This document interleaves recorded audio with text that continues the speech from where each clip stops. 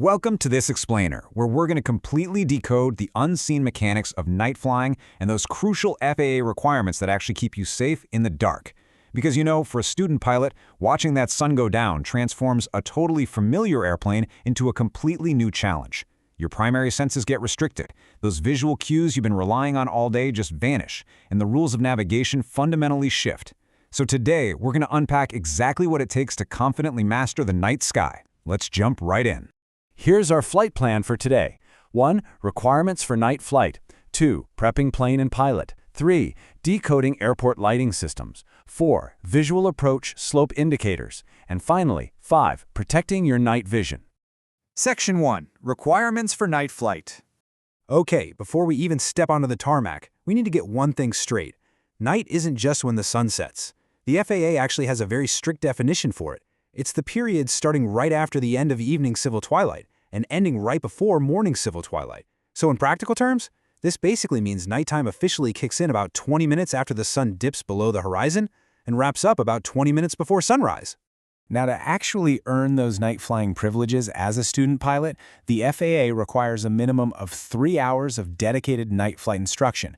But, well, it definitely doesn't stop there. Within those 3 hours, you've got to knock out at least 10 takeoffs and landings to a full stop.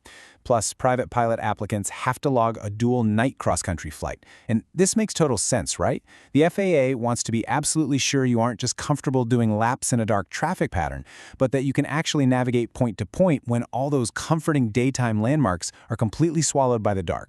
Section 2. Prepping plane and pilot.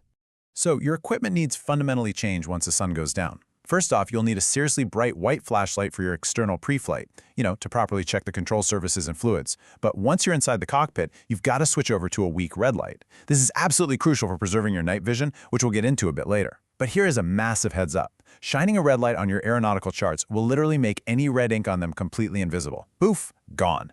Aside from that, you need your standard daytime VFR instruments, a solid electrical power source, spare fuses you can actually reach, and a very specific set of exterior lights. And speaking of those exterior lights, they have incredibly strict, standardized locations. You've got a red position light on the left wing, a green one on the right wing, and a white light way back on the tail. On top of that, you need an anti-collision light system, usually a red rotating beacon on the fuselage and those super bright white strobes on the wingtips. This standardized color coding is genius because it lets other pilots instantly figure out which way you're flying in the pitch black. Like if you look out and see a red light moving from right to left, you know for sure you're looking at the left wing of an aircraft that's crossing directly in front of you. Section 3. Decoding airport lighting systems. Let's transition to the taxiway. As you roll out, you have to remember this one crucial distinction. See those centerline green lights? They're flush with the pavement, meaning you can safely roll your wheels right over them. But those sideline blue lights, they mark the hard boundaries of the taxiway. They're usually raised up and tell you exactly where the safe, paved surface ends. Do not cross the blue lights. Then, as you approach the active runway, the color scheme shifts entirely. You're going to see green threshold lights. That tells you exactly where the usable landing surface begins. The sides of the runway are boxed in by bright white edge lights. And way down at the other end, red lights mark the absolute stop boundary. So when you're taking off, you literally roll from the green toward the red. It's a beautifully simple, universal system to keep you perfectly centered. Section 4. Visual approach slope indicators. Okay, taking off into the dark is one thing, but coming back down? That is the real challenge. With the natural horizon completely gone, how in the world do you know if you're flying too high or too low on your approach? Without daylight to reveal the trees, the power lines, or rising terrain, flying a shallow approach at night is just asking for trouble. You want to hit that standard 3-degree descent angle, but guessing that in the dark is literally a recipe for disaster. So how do we solve this? Visual Approach Slope Indicators, or VASI systems. These are lifesavers that guarantee you obstacle clearance within a 4 nautical mile radius.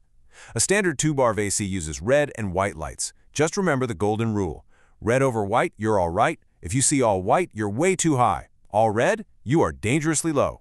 There's also the PAPI system, Precision Approach Path Indicator, which is a single horizontal row of 4 lights.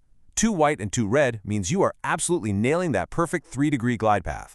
More white means you're high, more red means you're low. Simple as that.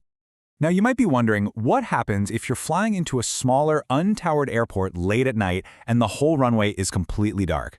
Well, the FAA came up with an amazing solution for this. Pilot-controlled lighting. You literally turn the runway lights on yourself right from the cockpit. You just tune your radio to the airport's frequency, usually the CTAF, and click your microphone button 7 times within 5 seconds. Boom.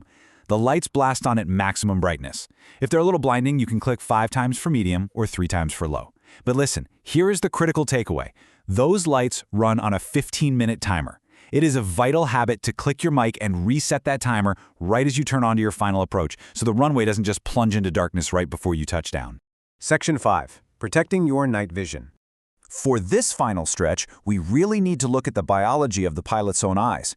Human vision actually relies on 2 completely different mechanisms. During the day, you use cone cells in the center of your retina.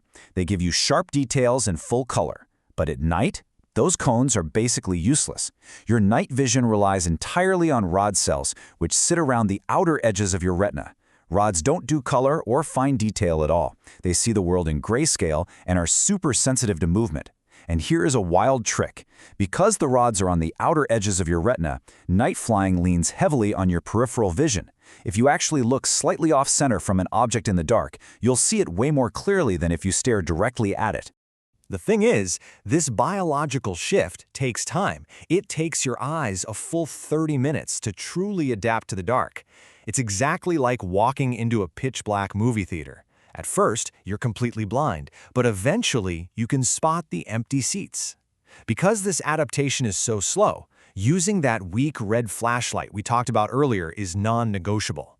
A single blast of bright white light, whether it's from a cell phone, a camera flash, or just a poorly aimed flashlight, will instantly bleach the chemicals in your rod cells. Your night vision will be instantly destroyed, and you'll be stuck waiting another 30 minutes for it to slowly come back.